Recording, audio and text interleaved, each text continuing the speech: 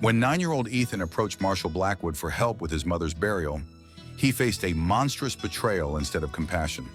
The marshal, sworn to uphold the law, heartlessly sold Emma's body, using his position for deplorable gain. However, Ethan's desperate search for the truth led to shocking discoveries that turned everything upside down.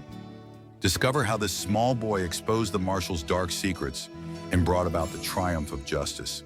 When 9-year-old Ethan arrived at Marshall Blackwood's office, his heart was heavy, his eyes red from tears. His mother, Emma, had passed away last night, peacefully in her sleep after a long and painful illness. She was everything to him, his only family, his entire world. In their shack on the outskirts of town, there wasn't a penny to their name, and no money for a proper Christian burial. Marshall Blackwood, a burly man with thick mustaches and a piercing gaze, had always seemed fair and kind to the town's poorer residents. Ethan, his voice trembling, explained his plight. "Marshall, my mama, she's gone. Please help me bury her with dignity. We have no money." He clutched a small embroidered handkerchief made by his mother, his only valuable possession. Marshall Blackwood listened attentively to the boy, nodding with a serious expression. He placed a heavy hand on Ethan's shoulder. "I'm truly sorry, son. Emma was a good woman. Don't you worry, we'll take care of it. Go gather your belongings from the house before it's too late. You can stay at the orphanage while we sort everything out. Your mama deserves peace." The marshal's words brought Ethan a wave of relief. He believed him. He entrusted him with the most precious thing he had, his mother's honor. The boy went home, gathered his few meager possessions, and shuffled toward the town orphanage, feeling a mix of grief and hesitant hope in his heart. Returning the next day to inquire about his mother, Ethan overheard snippets of conversation drifting from the marshal's office. "Yes, Doc, excellent condition. Fresh merchandise, so to speak. Just handed her over to you, as agreed," came Blackwood's low voice, full of unsettling amusement. Ethan froze. An icy chill ran down his spine at those words. He slipped to the window and peered inside. Money lay on the table, and next to Blackwood stood an unpleasant man in a stained medical gown, Dr. Mort. "Excellent work, Marshall. Just what the university needs. We'll deliver by evening," Dr. Mort muttered. Shock hit Ethan like a physical blow. His mother had been sold, not for a funeral, but for a medical wagon. His world turned upside down. His only hope, his trust in the marshal, everything crumbled in an instant. He felt something dark, scorching, begin to boil within him. This wasn't just anger. It was a fury mixed with deep, piercing compassion for his poor mother, who wasn't even allowed to rest in peace after death. Ethan ran, blindly, stumbling, barely suppressing a scream. His world, already torn by grief, was now utterly destroyed. The image of the laughing marshal and the grimy Dr. Mort, counting money for his mother's body, burned in his mind. He felt not only his own pain, but also the unbearable pain of his mother, who had been denied peace even in death. Through his tears, he saw an old wagon pulling away from town, heading east. Inside, covered by a tarp, lay what remained of his Emma, his heart constricted with despair. He had to do something, but what? A 9-year-old boy against an all-powerful marshal.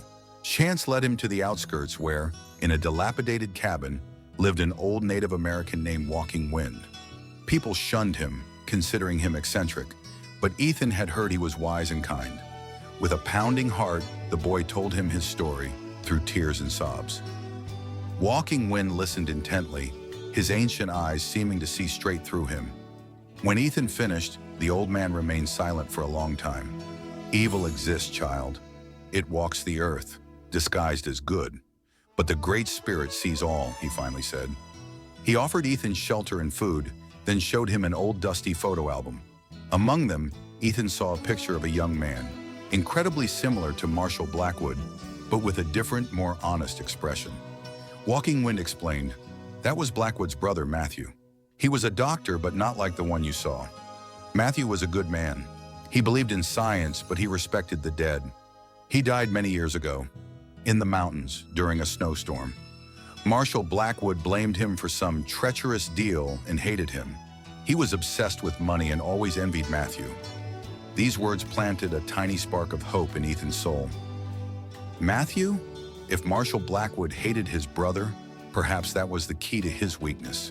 Walking Wind told Ethan that Matthew, being a medical scholar, sometimes left his notes and samples in a hidden refuge in the mountains. He believed that there might be evidence there not only of Matthew's scientific discoveries, but also something that could shed light on the Marshals' true nature. Perhaps it was there that the clues were hidden that could prove Blackwood was involved in the illegal sale of bodies for medical experiments, not just disposing of them as he claimed. The thought that he could find something to avenge his mother gave Ethan new strength. He felt his anger at the injustice grow into determination. He would find that evidence.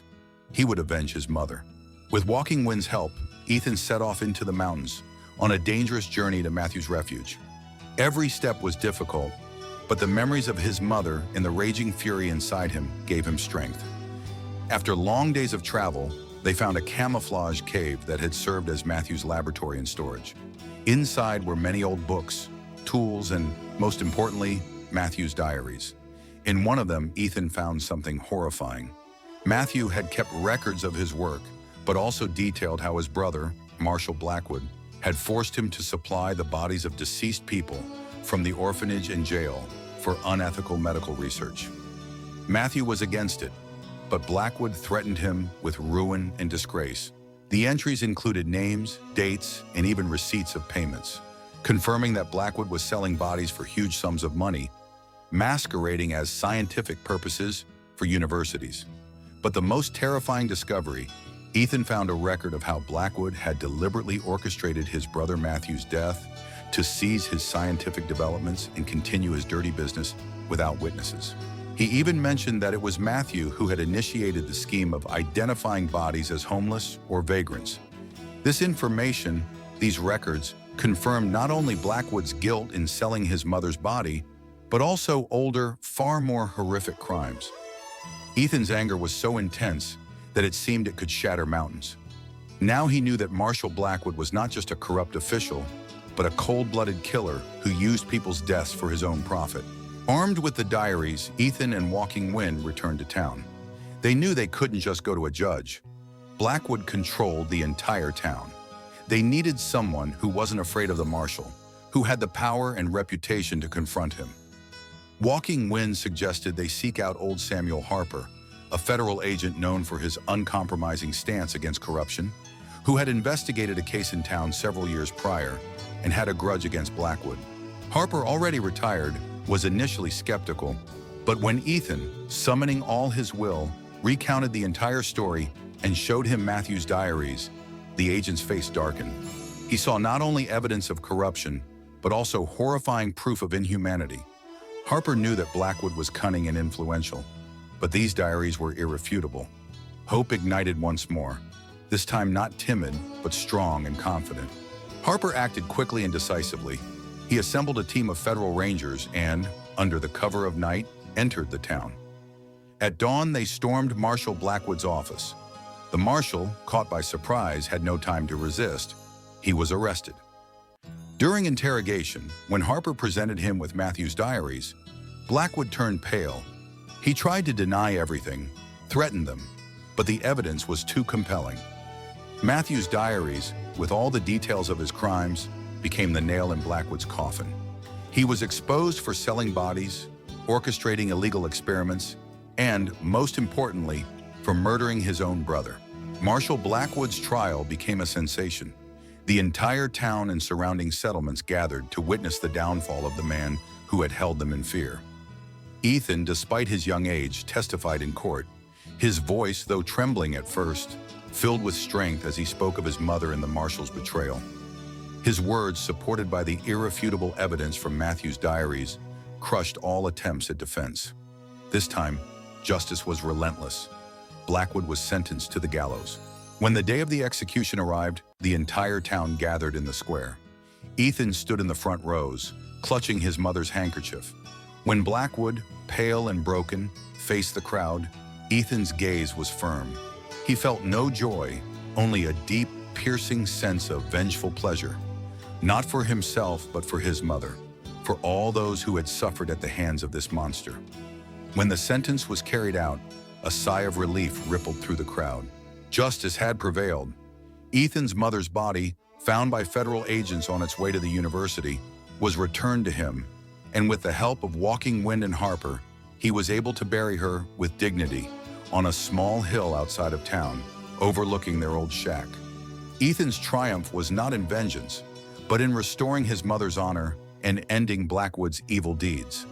Harper, impressed by the boy's courage, took him under his wing, ensuring his education and future. The town began to cleanse itself of Blackwood's shadow, gradually returning to normal life. The story of the boy who dared to challenge a corrupt marshal to bring justice for his mother became a legend. It served as an inspiration for all who believed that even the smallest person could shed light on the deepest darkness and achieve the victory of good over evil.